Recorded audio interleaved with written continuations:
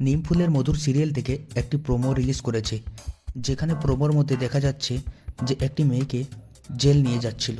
ঠিক সেই টাইমে ওই মেয়েটি একটি লেডি পুলিশের পকেট থেকে বন্দুক ছিনিয়ে নিয়ে গুলি করে দেয়। যাকে গুলি চালাচ্ছিল তার জায়গায় অন্যজনকে গুলি চালিয়ে দেয়। তারপরে সে হসপিটালে যখন অ্যাডমিট হয় তখন ডক্টর বলল কিছু উপায় নেই, আর কিছু করা যাবে না, ভগবানকে ডাকুন। ঠিক তাদের বাড়ির ফ্যামিলির মধ্যে যে সব থেকে বড় বয়স্ক লোকটি বলল সৃজনকে যে সব থেকে বেশি ভালোবাসে তাকে বাড়ির মন্দিরের ঘন্টাটা সারা রাত বাজাতে হবে। তার শাশুড়ি যখন এই কথা শুনলো, তার শাশুড়ি বলল, মনে মনে ভাবতে লাগলো যে আমার থেকে মনে হয় বৌমা সৃজনকে বেশি ভালোবাসে। তাই ওর শাশুড়ি ওর বৌমাকে বলল তুমিও এসো। তো প্রোমোটা খুবই ইন্টারেস্টিং প্রোমো।